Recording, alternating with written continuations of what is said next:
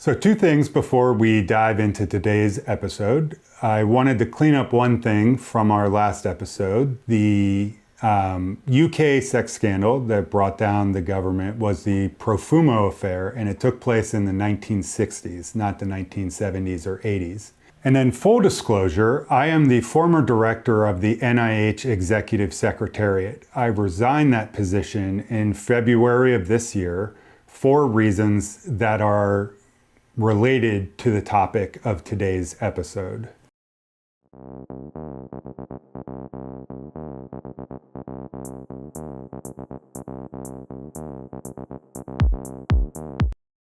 I have a theory that politicizing science is a threat to U.S. national security, the U.S. economy, and the standing of the United States on the world stage. The Nazis lost World War II, at least in part because of the ways they politicized science in their rocket and nuclear research programs, and the fact that their anti-Semitism drove many of their best researchers to the United States.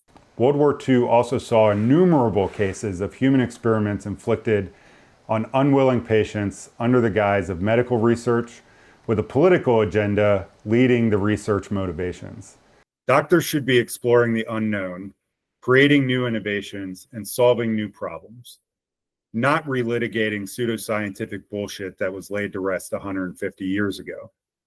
If we're not doing the science, the real science, who's going to be doing that science? Why are they going to be doing that science? And what do we stand to lose by not being the ones doing that science? So here to discuss this with me today are today's experts, Dr. Gregg Gonsalves and Dr. Jeremy Berg.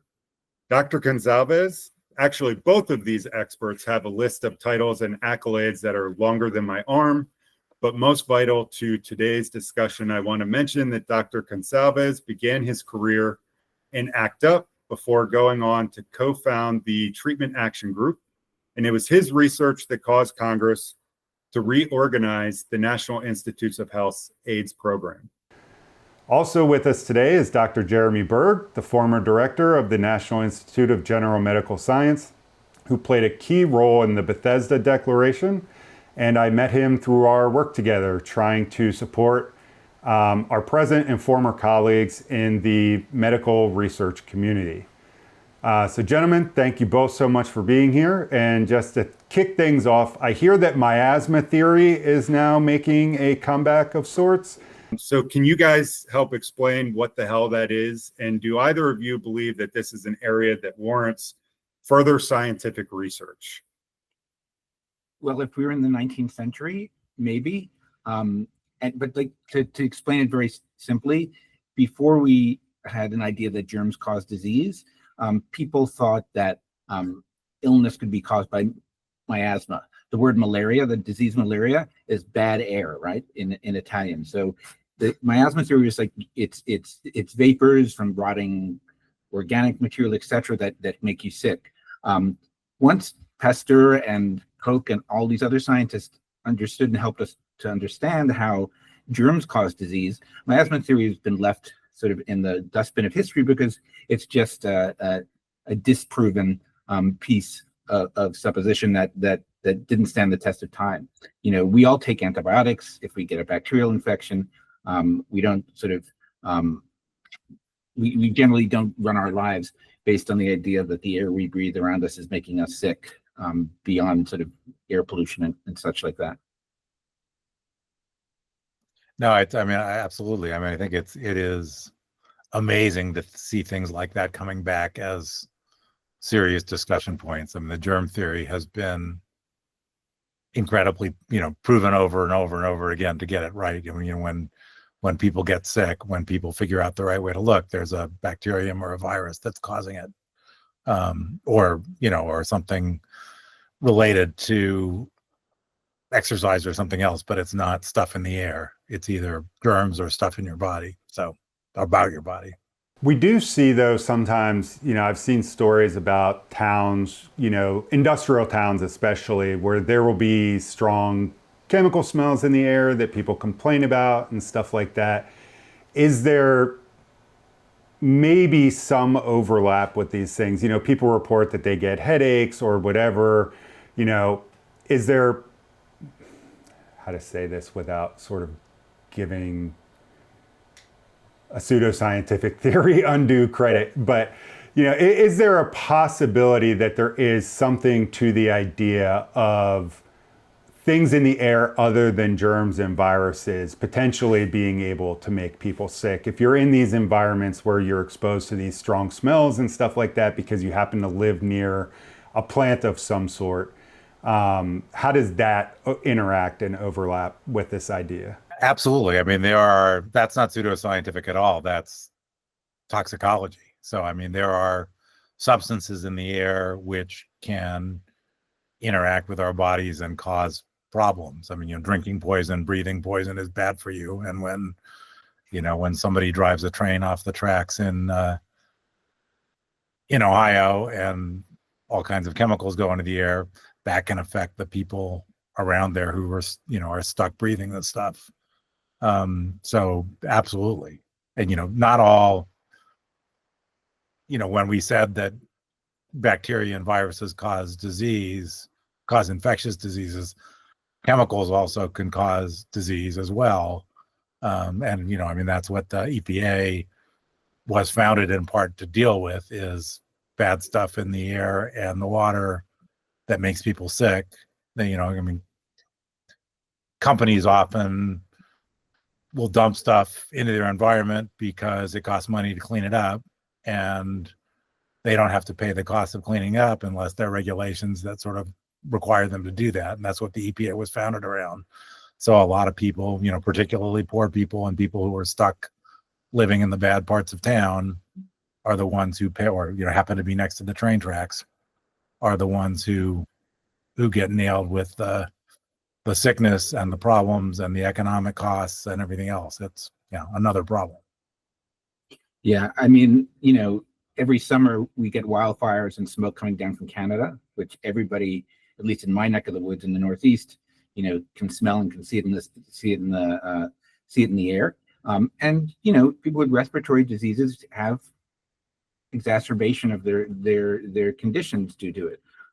Again, in the old days when we didn't have environmental controls and we were pumping coal smoke into the air and throwing our sewage in the water, again, these environmental factors made people sick.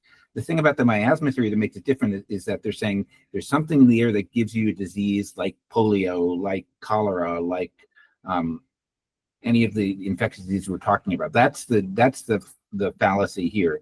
It's not that there are airborne compounds or water compounds in the water that can make you sick. We know it's true. Think of Flint, Michigan. Think of the forest fires out west, etc. Got it. Okay, so we've established germs will make you sick. Environmental contamination will make you sick. Smelling bad smells does not in and of itself make you sick. Okay, awesome.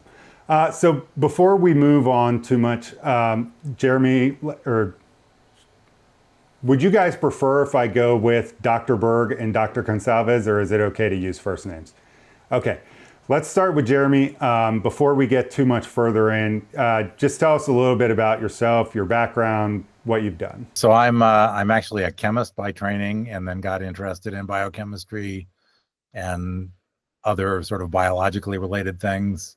I was at Johns Hopkins Medical School for the beginning part of my career, and then I was lucky enough to get what I think is the best job of my life, which was running the National Institute of General Medical Sciences at NIH from 2003 to 2011. So I was appointed by Tommy Thompson, who was the Secretary of Health and Human Services under George W. Bush. And then I stayed on through the transition into the Obama years. NIH was an amazing place to work, great people, great mission, trying to help the American people stay healthy and discover new stuff that was going to turn out to matter in the long run. And then after that, my wife, the reason you should never call me Dr. Berg is my wife is a physician who actually does breast cancer screening. And she was recruited to my current position in Pittsburgh, and I moved. I was the trailing spouse, dragged sort of kicking and screaming out of NIH, and we've been here for 14 years. I don't respond to Dr. Berg because I used to, especially shortly after I got my PhD, people would call on the phone and say, "Can I speak to Dr. Berg?" And I would say, "This is he," and I would start hearing a bunch of clinical stuff that I was really not going to be helpful with at all. So I just say, "Nope, you want Dr. Berg? That's my wife." Gotcha. And Greg? I have a different sort of pathway than Jeremy. I was a college dropout in the 80s, and a new epidemic showed up. Sound familiar? And nobody knew what to do. There was no internet, and I was part of a community that was getting really hard hit by it. My friends, even family members, were being affected by HIV, and really rallied together with friends and colleagues and other people who said, look, we got to do better than what's going on now. There's a lot of stigma about the disease because it affected gay men. There wasn't a lot of interest in supporting research on the disease, and ended up working for 20 years in trying to get us better research, faster treatments for HIV, both in the United States and around the world. And then only recently came to academia, where my day-to-day job is trying to think about HIV and substance use. A few years ago, there's a big outbreak of HIV in a small town called Austin, Indiana, in a place called Scott County. And all around the rural Appalachian region, from West Virginia to Southern Ohio, but also as far flung as Washington State and Florida and Maine, we see outbreaks of HIV among people who inject drugs. And I spent most of the past several years working on that. With COVID and more recent events, I've reverted to wild type and started doing sort of, public speaking and public writing, because it's really, really important to drive our actions through the science and evidence that we know works. We don't support miasma theory today, and we shouldn't support the modern equivalents of it in 2025. And there's a lot of overlap between the AIDS crisis in the 80s and early 90s and what we're talking about today, because we saw with that, when we knew AIDS as grids, there was not a whole lot of appetite for research and developing treatments and cures and stuff like that. And it wasn't until kind of the people who weren't out about their activities and who they were and what they were doing, and it kind of started infiltrating the straight community, and then all of a sudden it was AIDS, and there was lots and lots of money available to start researching it and stuff like that. So that's another example of kind of the politics of the day contaminating the science, and then that is putting the science, sounds like 10 or 15 years behind where it could have been if we had started really devoting resources to this when we first learned about it, rather than when it became politically expedient to do so. The key name for me is Rock Hudson. I mean, he was a closeted gay man, but he was also a well-known Hollywood figure, sex symbol, and he got AIDS and came out publicly about it. And everybody all of a sudden said, oh, it's not just all these weirdos who live in San Francisco or New York or whatever. And then, other people, Magic Johnson, Arthur Ashe, sort of celebrities who got it, and were suffering. But the government didn't say anything about it for, I think, like 4 years at all, that even it existed. And that was a real detriment. One of the scariest moments of my life was fairly early on in my career at Hopkins Medical School. This was probably 1993, 1994. I was a relatively young department chair sitting around this big boardroom table with all these hotshot clinicians. And they all of a sudden started talking about, looking at how AIDS was spreading across Baltimore and other places, and saying, we're going to have to build new hospitals to take care of the non-AIDS patients, because we're just going to be completely overwhelmed. I mean, you can draw a line and it's just going to keep going, and we're screwed. And we got to do something about it. We got to start planning, start buying land to figure out where we're going to build the hospitals and everything else. And I was like, holy shit. I mean, I was just like, I just wanted to do biochemistry. I wasn't used to being sort of at the big boys table worrying about like the end of the world kind of stuff.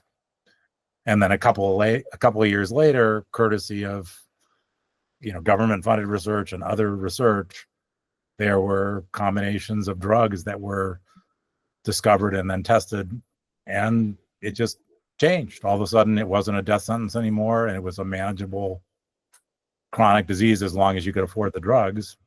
And it was just like, never mind, we got this.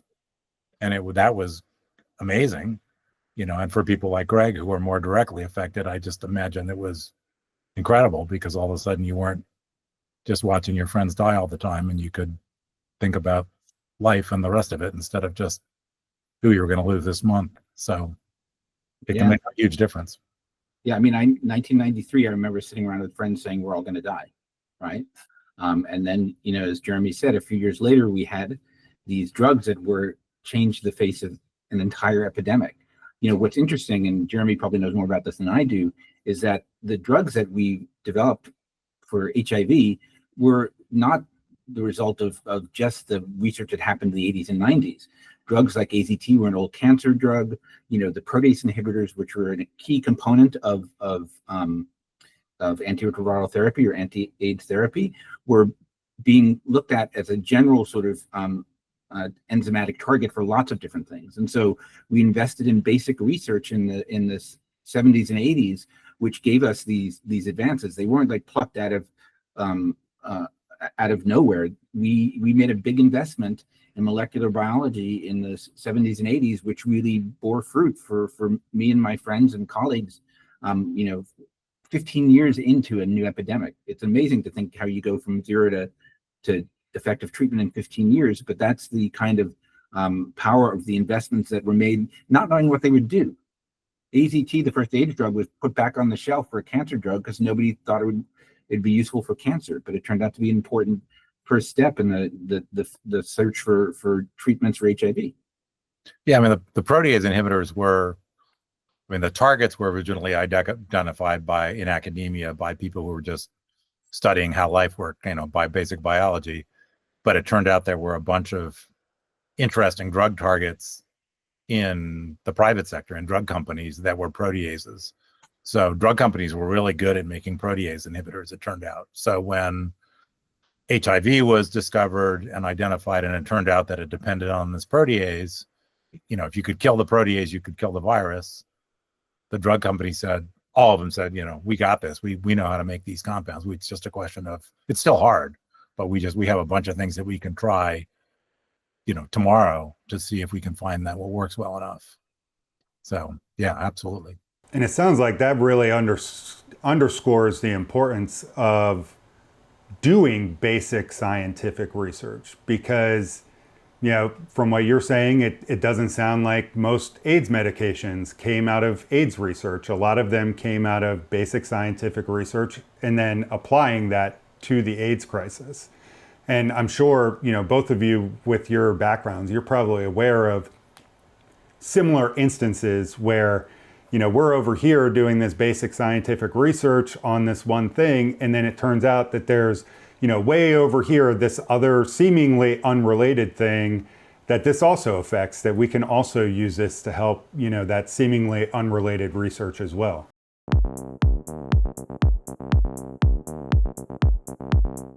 I know, one of the things that we want to talk about is national security, and the whole vision about this actually comes directly out of World War II. So there was an engineer named Vannevar Bush, who was an MIT engineer, real hardcore guy, founded the company that became Raytheon, big defense contractor. And he was working high up in the government during World War II. And he was in charge of coordinating a lot of science. And, during World War II, he was just, he controlled some resources, and he was just ruthless. He was like, okay, if somebody came with him with an idea, he would say, is that going to help us win this war now? And if the answer was no, he said, leave it alone for now. Get back to the task at hand right now. But as the war was heading in a good direction, when the war in Europe was ending and so on, he was in one of the things he was really deeply involved with is the proximity fuse. So when you drop a bomb, it was a way of detecting how far it is away from the target, so it would blow up at the right place. Technology that we completely take for granted for routine things, and now we have much more sophisticated thing with laser guided stuff and so on. But that was a game changer in World War II. Yeah, we don't think of like a shout out to our friends in the physical and chemical sciences. We don't think of things, that are the fruits of aerospace research. For instance, solar panels and memory foam, all could be tied back to the quest to get to the moon and the space program, which is now under siege.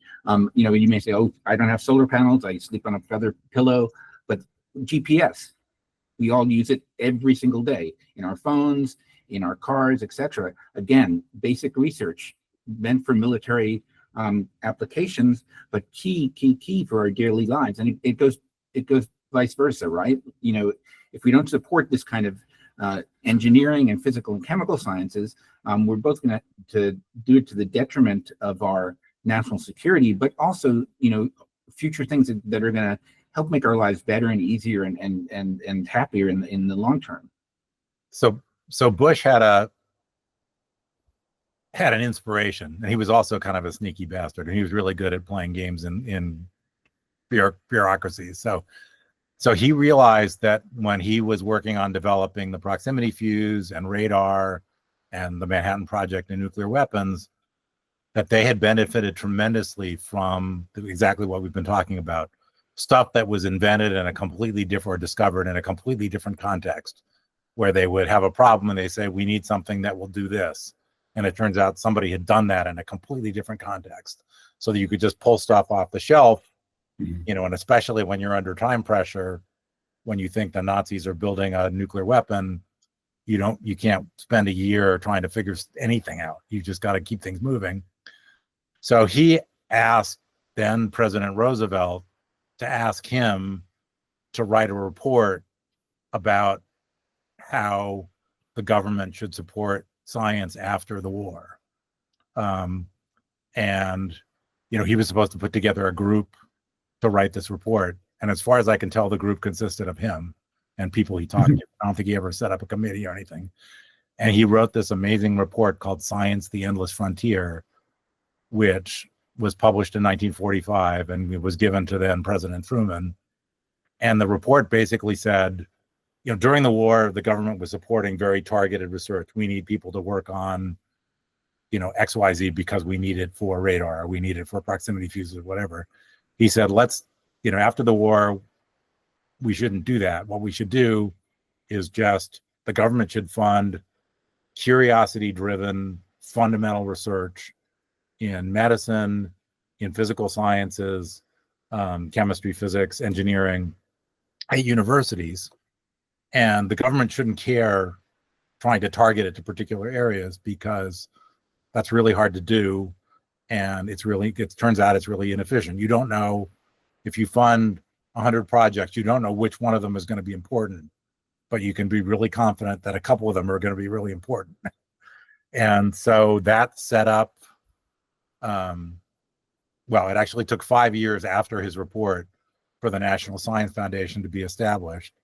And in the meantime, NIH, the National Institutes of Health, had stepped in with basically the same model of just supporting research at hospitals and academic health centers around the country. So, this whole model of how the U.S. supports science with, relatively generous funding from the government to support universities to do creativity-driven investigations of stuff, was not driven by some woke bullshit. We're trying to support academia to do, really funny, frilly sorts of things. It was very much out of the war effort. It was like, how can we keep our country safe and economically prosperous and competitive with Russia, with the Soviet Union, and then China after that. And he came up with this model, which turned out to be absolutely brilliant, and has put the U.S. way ahead for decades, because that model turned out, the generosity of the taxpayers turned out to be exactly the right way do stuff that leads to better national security, leads to GPS and protease inhibitors and all this stuff we've been talking about, but it wasn't targeted.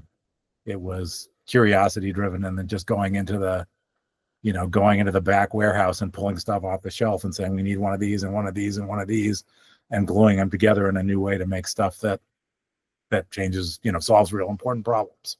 Yeah, and I mean, we're doing this meeting, over the internet right now, and the internet grew out of a DARPA program, where it started as a way for researchers to talk to each other without having to walk, across the campus over to another building.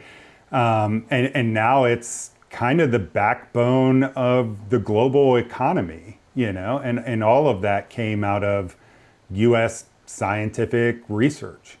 Along the lines of national security, one of the things I've been seeing more and more folks talk about recently is this idea of, alternative fuels or alternative methods of propulsion, and people are kind of, down on things like solar panels and stuff like that. But from my perspective, if I'm a grunt in the back of an APC out in the desert somewhere, and our diesel engine goes down, I would be very, very thankful if we had a backup, electric engine that we could use to power ourselves out of that situation.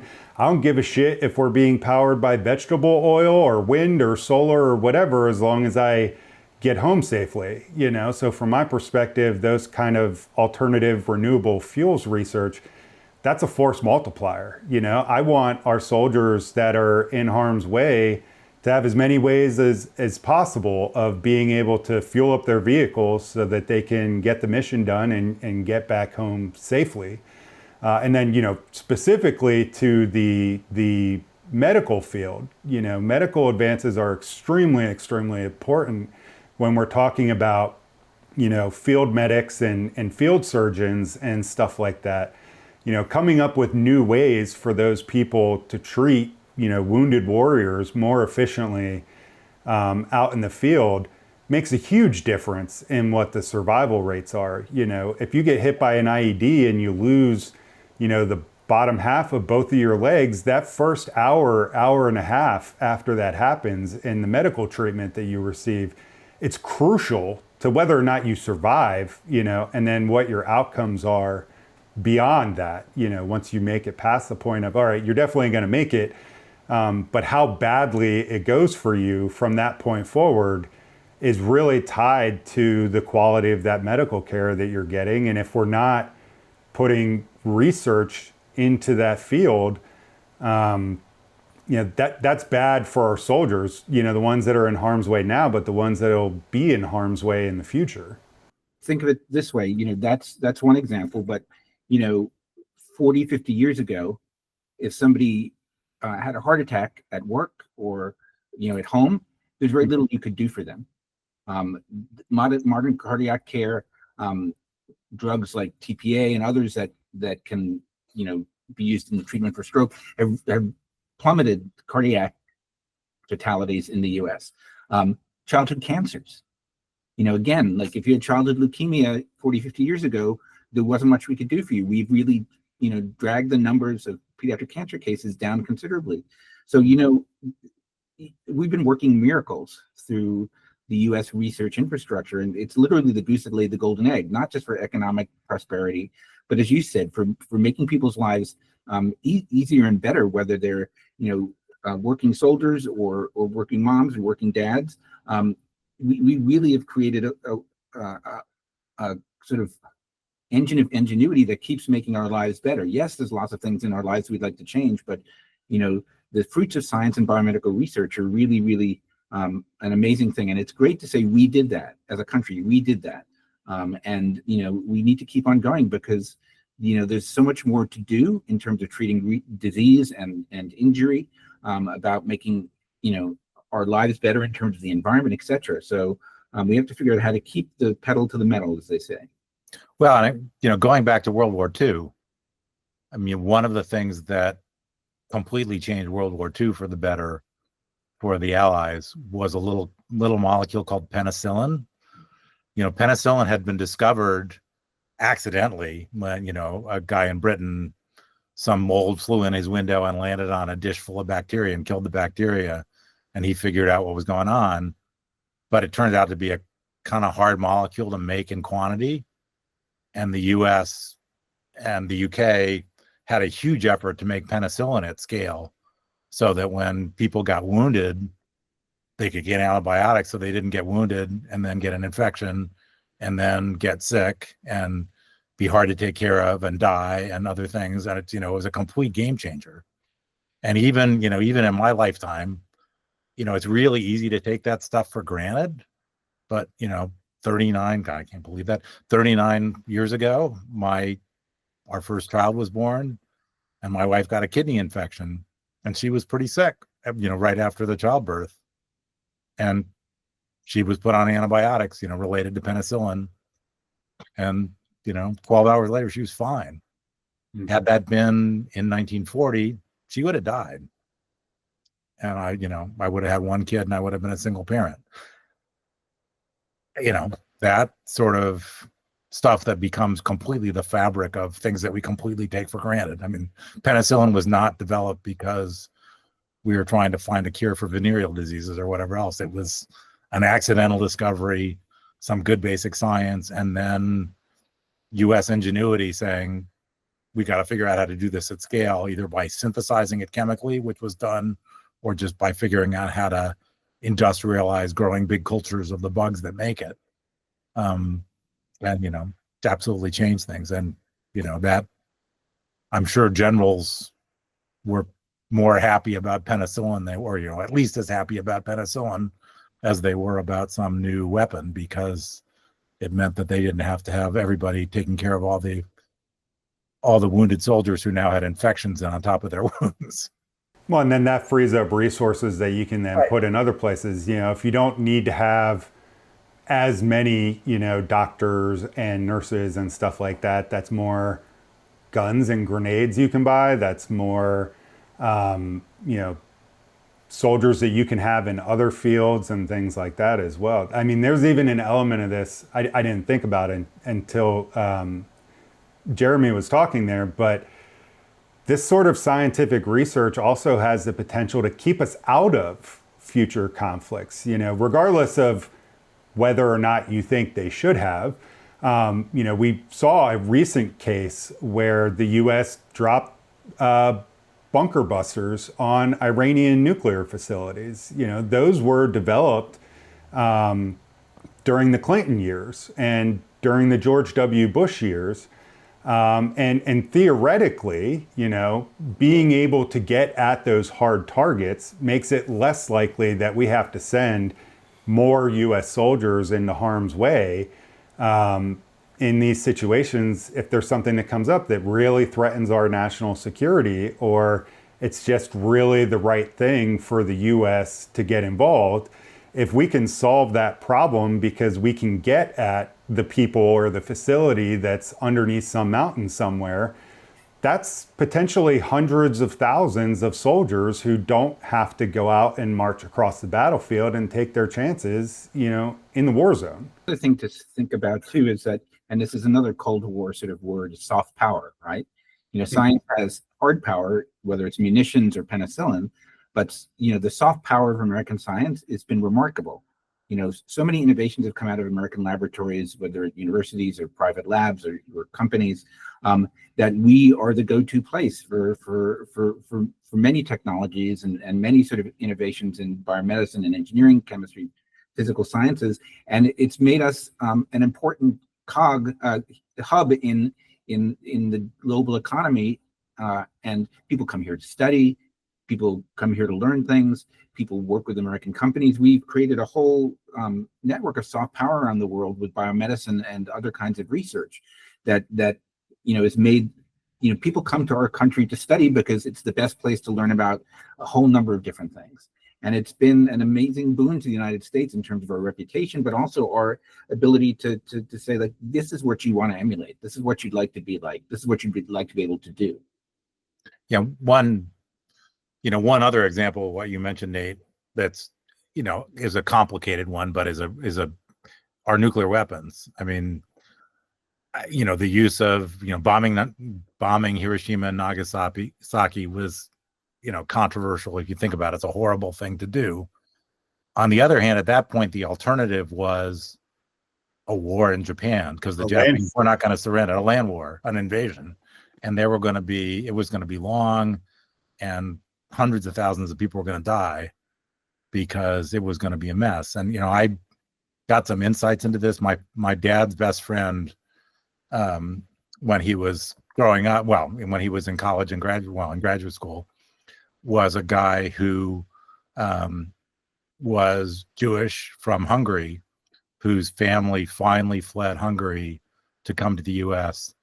at the last possible minute to get out before the Nazis sort of really took over Hungary. And he was brilliant. I mean, he was a teenager at the time. I think he was like 16 when his family came over. He got to the U.S. and people realized this guy was just off scale smart. He was drafted into the Army when he was 18 and went to basic training, but basically was groomed to be involved in math for helping the Army.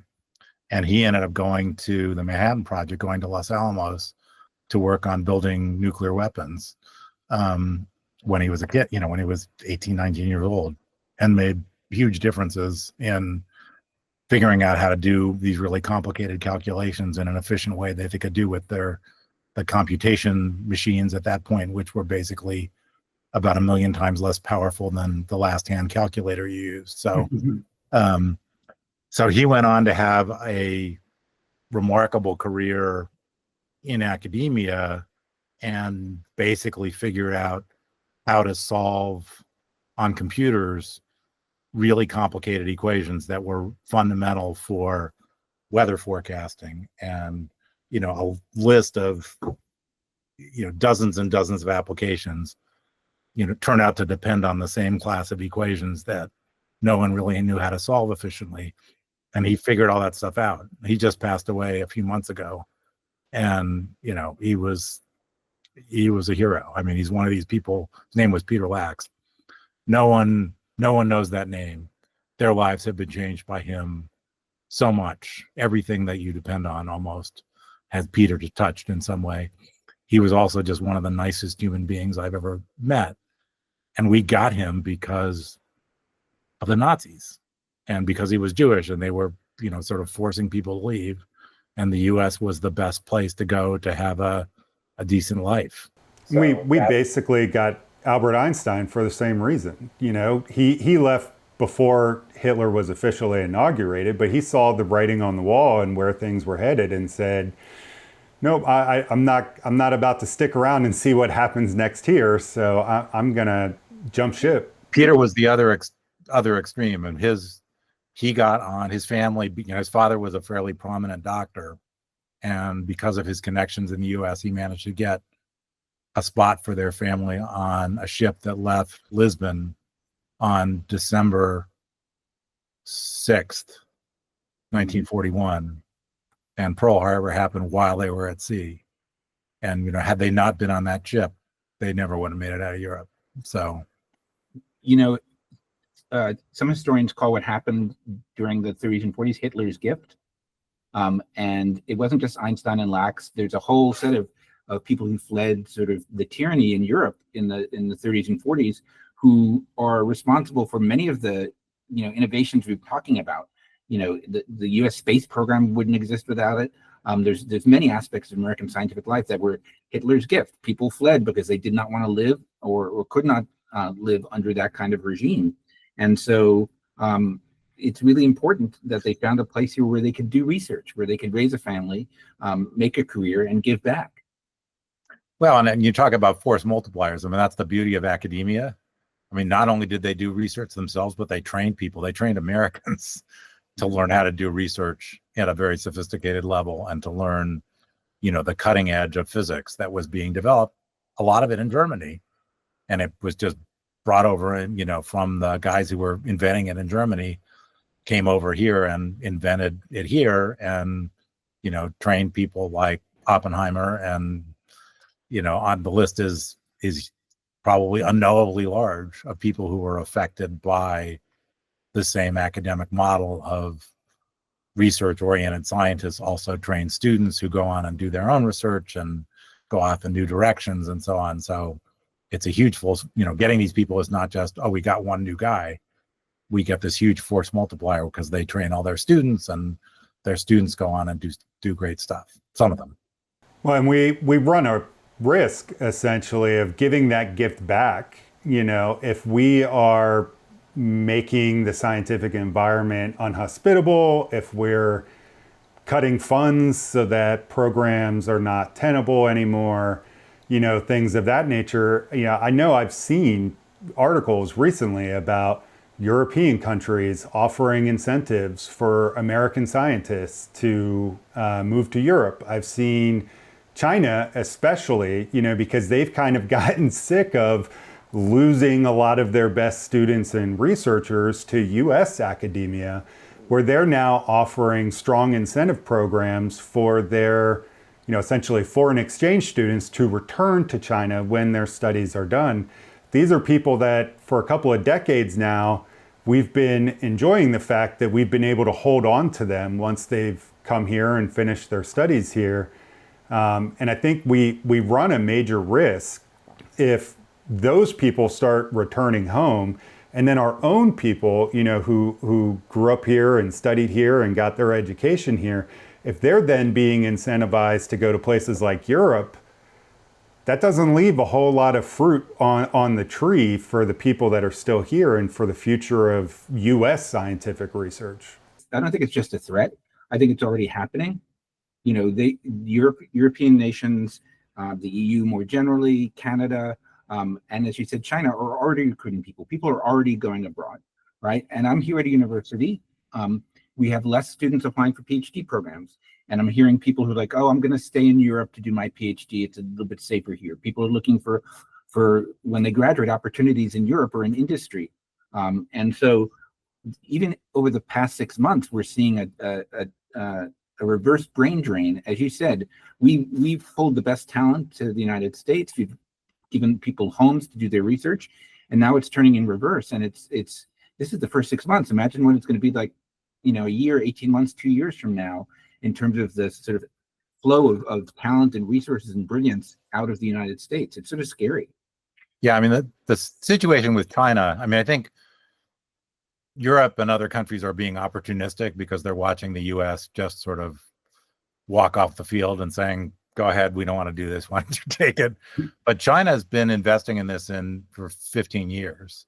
They decided they didn't like being not number one in science and technology, and they started investing in science and trying to recruit people. What they didn't have was our culture, because in China, they didn't, America science is very much trying to uncover the secrets of nature, trying to figure out what's really empirically true. In China, and to some degree, this used to be true in Europe, the sort of senior professors were really dominant, and students would learn that the goal was to get the answer that the professor wanted, and so they wouldn't really follow what nature was trying to tell them, but would sort of diddle with things to get the right answer.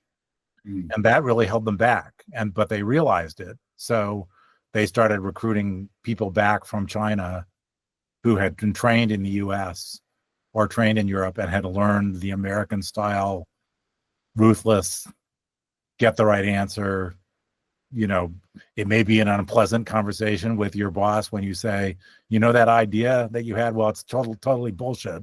But I did this experiment and it turns out that you thought it was A and it's R. It's nothing that you ever thought of.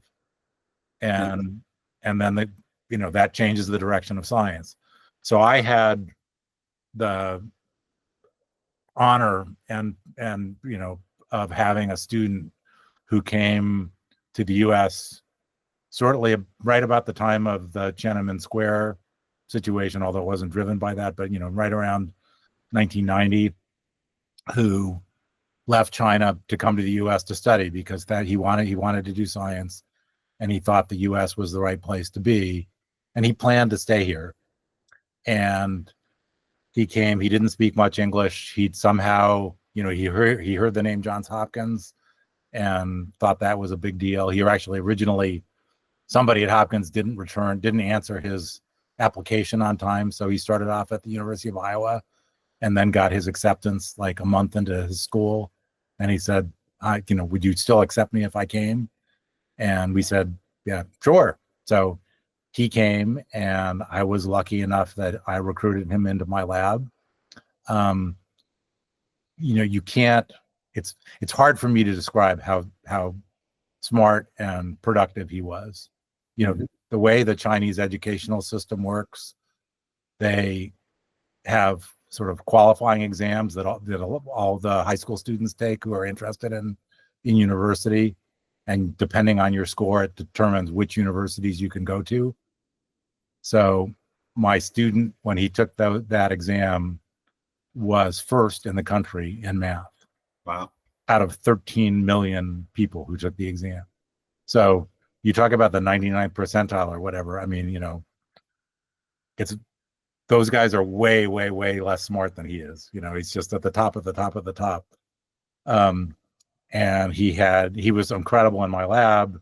He went on to Memorial Sloan Kettering and did cancer research for few years. Then he went to Princeton, got tenure was a full professor at Princeton after 4 years.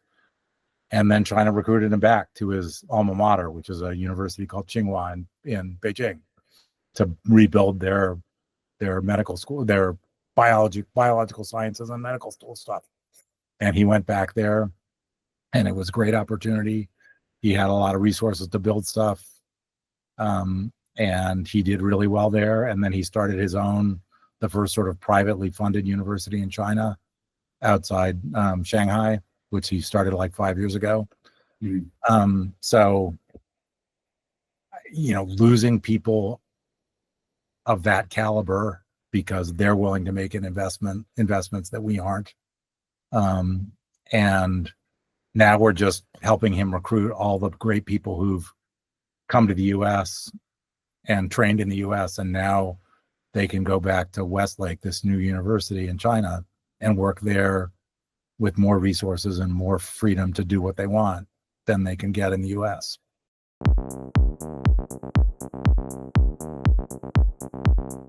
China is basically the biggest national security threat that we have at the moment. And then going back to Gregg's point earlier about soft power, the US, China, and Russia have been fighting a Cold War for influence in Africa for 25, 30 years now.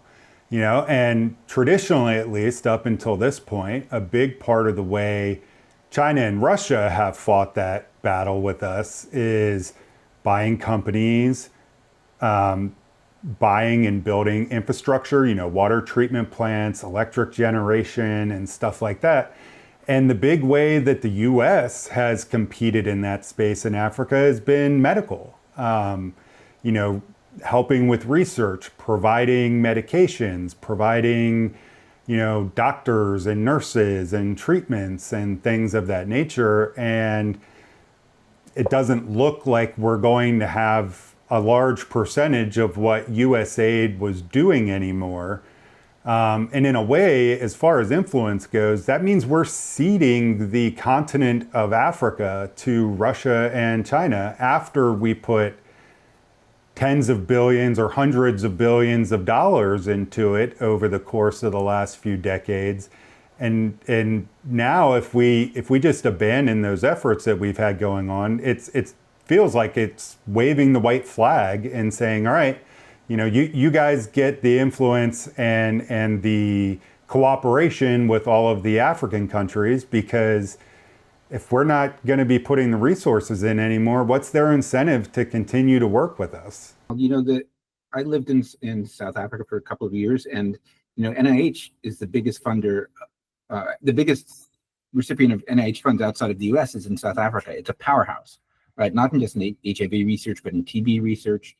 And all of that is coming crashing to a halt, right? So it's all this, it's the ingenuity of an entire continent, which our investments have made possible. We haven't talked about PEPFAR, but President Bush, created a program which took HIV drugs, the ones that we talked at the beginning of this discussion that changed the face of the HIV epidemic, and brought them to many countries around the world, predominantly in sub-Saharan Africa and the Caribbean. We were saving lives, millions and millions of lives, and now the spigot's been turned off. And it's going to come with a consequence, which is new infections and new deaths.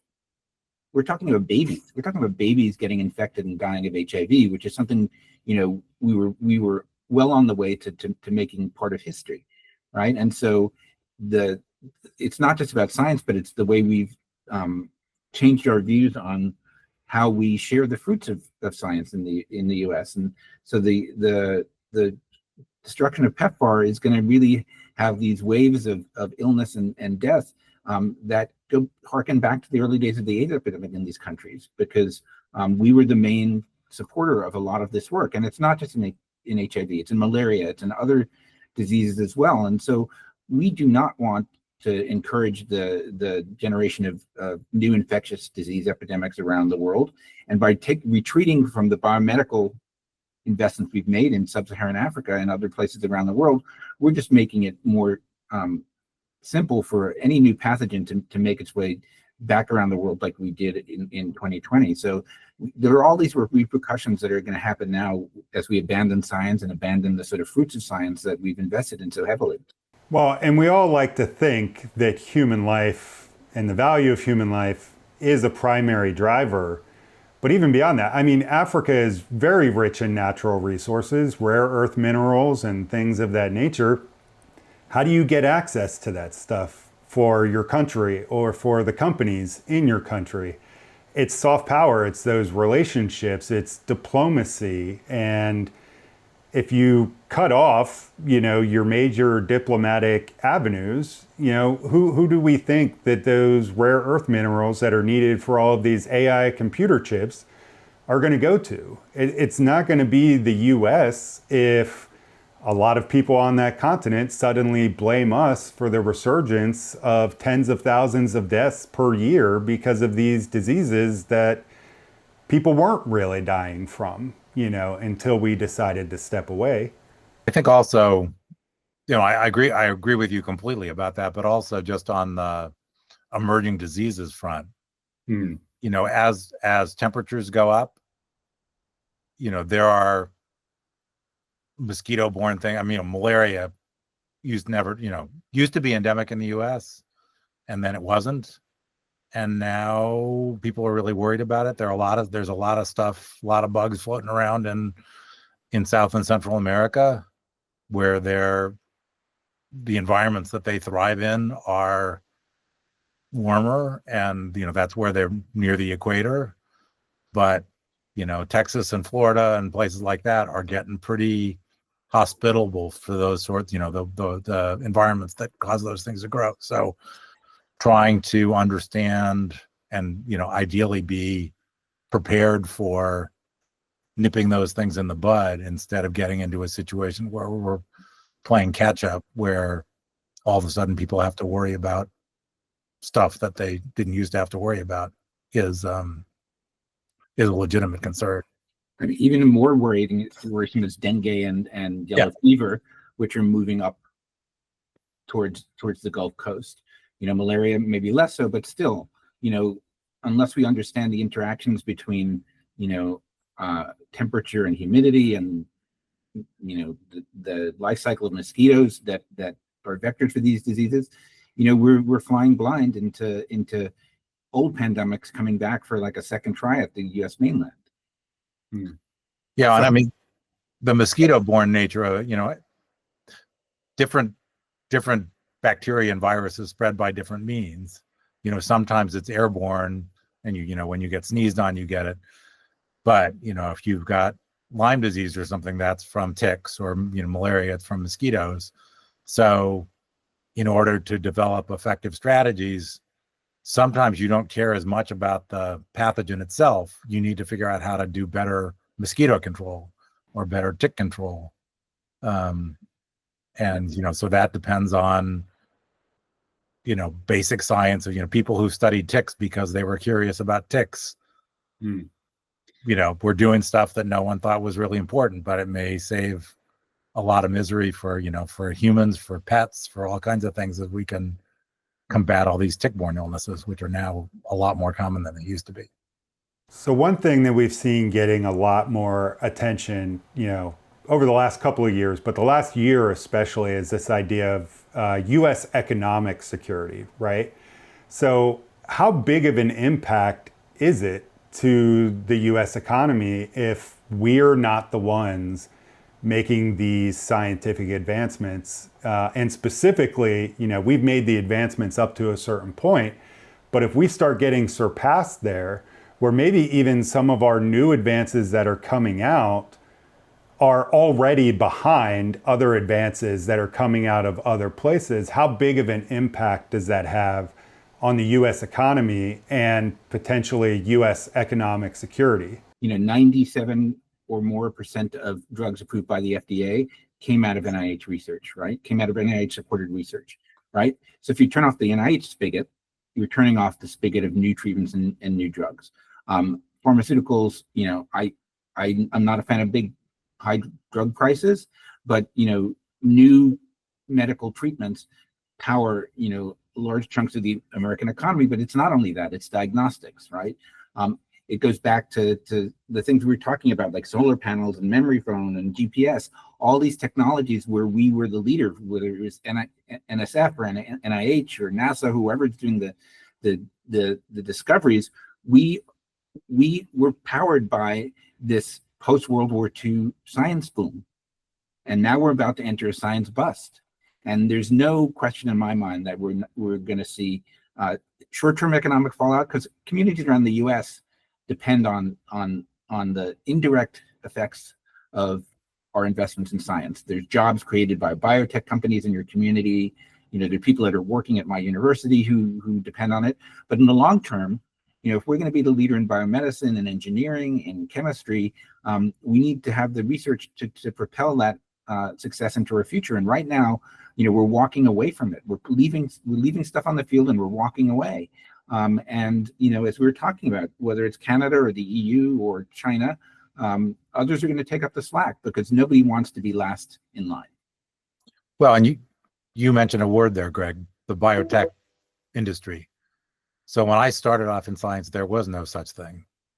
Recombinant DNA and the ability to make drugs like insulin in bacteria and yeast instead of having to just go to slaughterhouse. The way insulin was prepared for a long time was from pigs, and the insulin industry was basically getting leftover parts from pig slaughtering for food and isolating the insulin from that and giving it to people. And that wasn't, one, was expensive, and two was, there are problems because it's not exactly the same as human insulin, and some people had allergies and so on and so forth. Then people figured out in the 1980s that you could make the human version exactly in bacteria using ways of just fiddling around, safe ways of fiddling around with the genes for the human drug. And that became a whole industry. I mean, it's like 3 million jobs or something like that in biotech.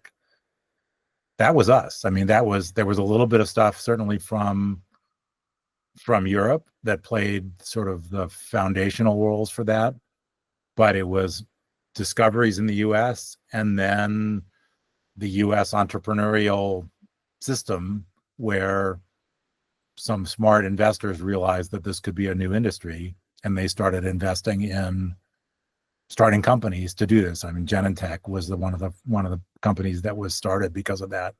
And now, now you can't sit through an hour of TV without seeing all these really obnoxious ads about these really targeted drugs that, if you have this type of cancer with all these characteristics, we've got this new drug for you. And, they annoy the crap out of me, and the drug prices, as Greg said, are out of control in some cases. But there are a lot of people who had cancer where it used to be a death sentence, and it's not. It's treatable, and the treatments don't have the same side effects that old-fashioned chemotherapy had.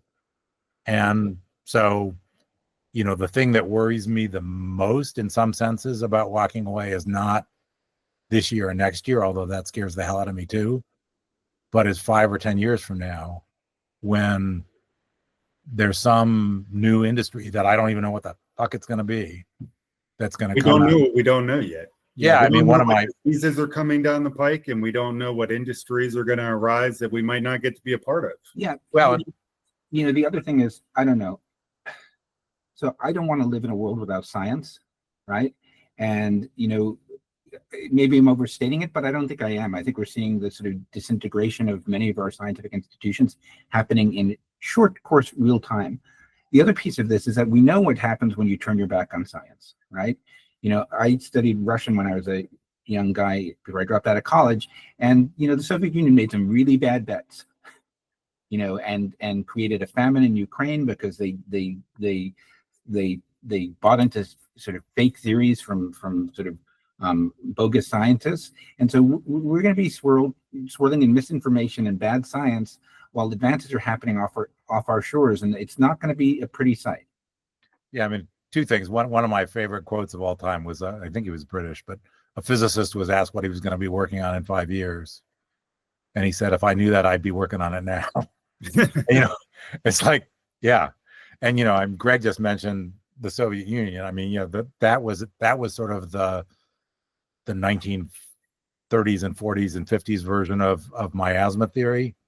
So there was a very powerful, or a scientist who became very powerful by virtue of being Stalin's buddy, whose name was Lysenko, I think, who didn't believe that wheat, the way you got wheat that was better for growing in the winter was by breeding wheat and selecting for wheat that would grow in the winter. He thought it was something that you could do by exposing wheat to cold temperatures, and they would develop the ability to grow in cold temperatures. What? Immersion training.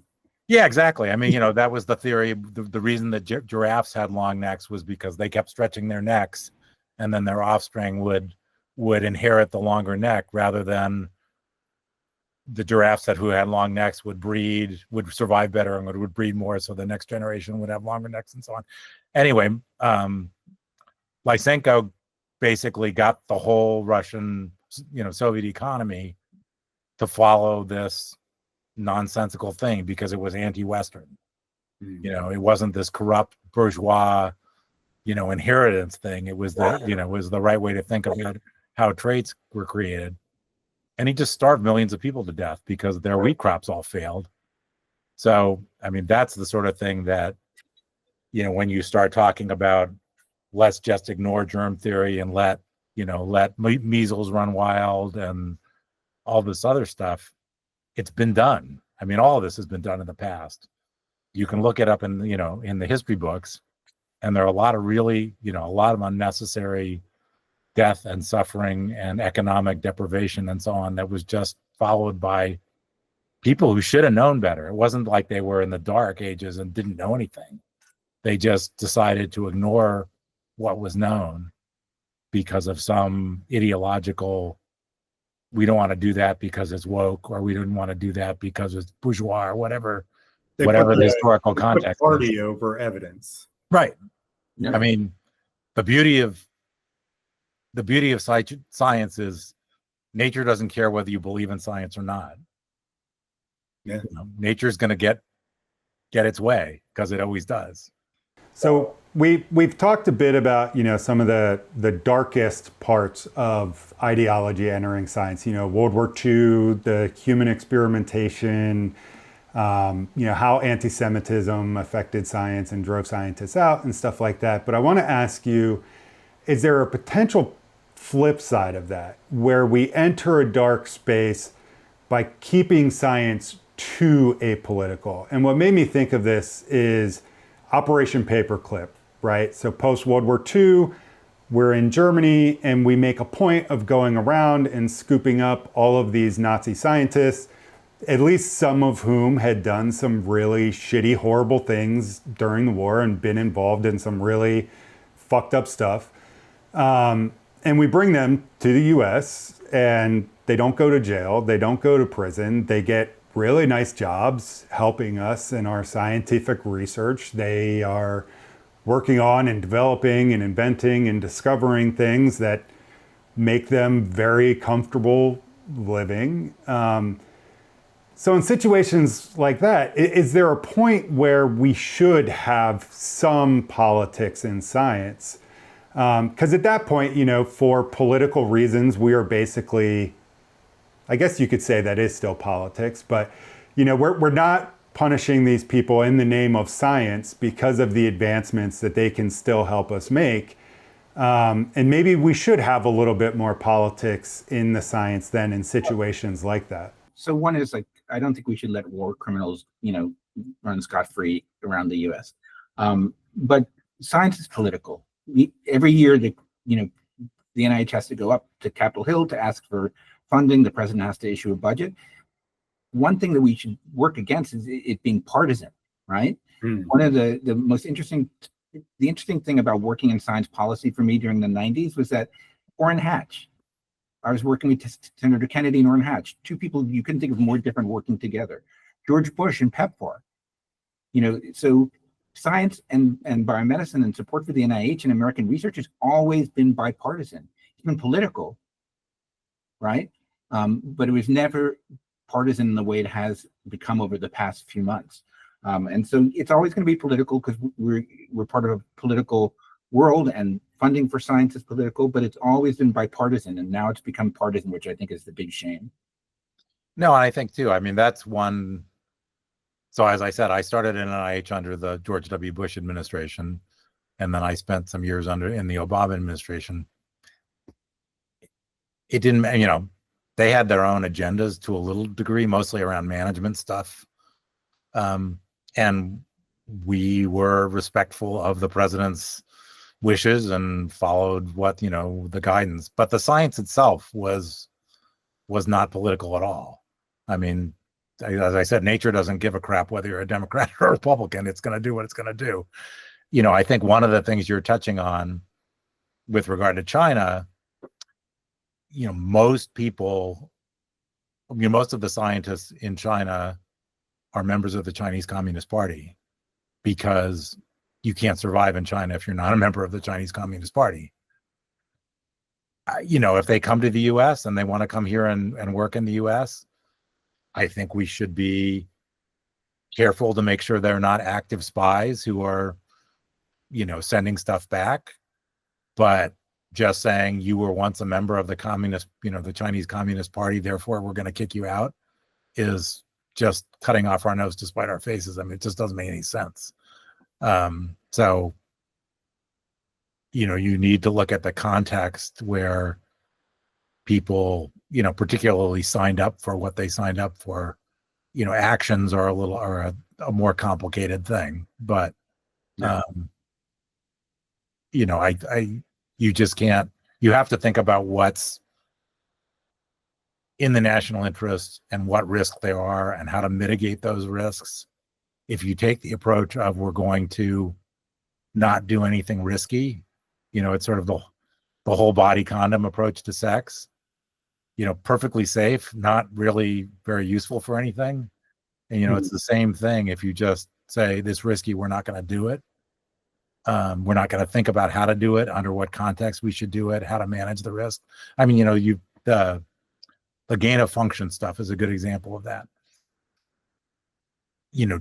I actually, intentionally creating organisms that are really dangerous because you want to study them so you can protect yourselves from them is something that needs to be looked at incredibly carefully, because nature has a way. I mean, Jurassic Park and whatever else. I mean, nature figures it out. And when you said you had perfect systems that were going to protect you, that usually isn't true.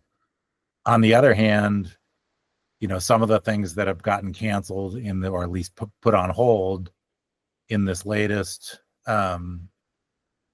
political action against gain of function research, overreaction in my view, are people who are studying tuberculosis.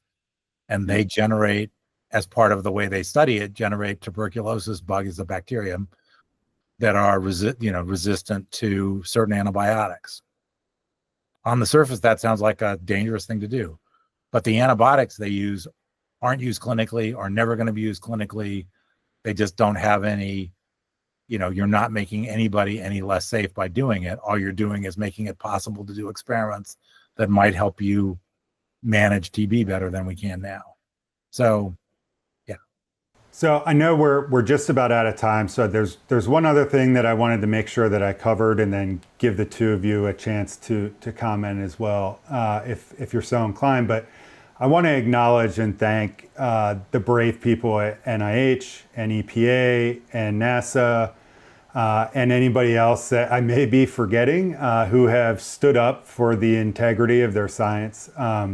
This isn't, or at least it shouldn't be, about partisan politics. Science, in its many forms, is about the study of reality and seeking to know things as they truly are. So there's no room for ideology, there's no room for political motivations, there's no room for agendas and bringing your own misconceptions to the table.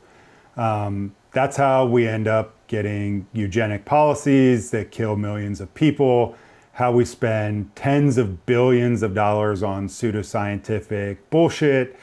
So our present and former colleagues stand for, and always have stood for, apolitical science, no ulterior motives, no predetermined outcomes, simply following the science, letting it lead us.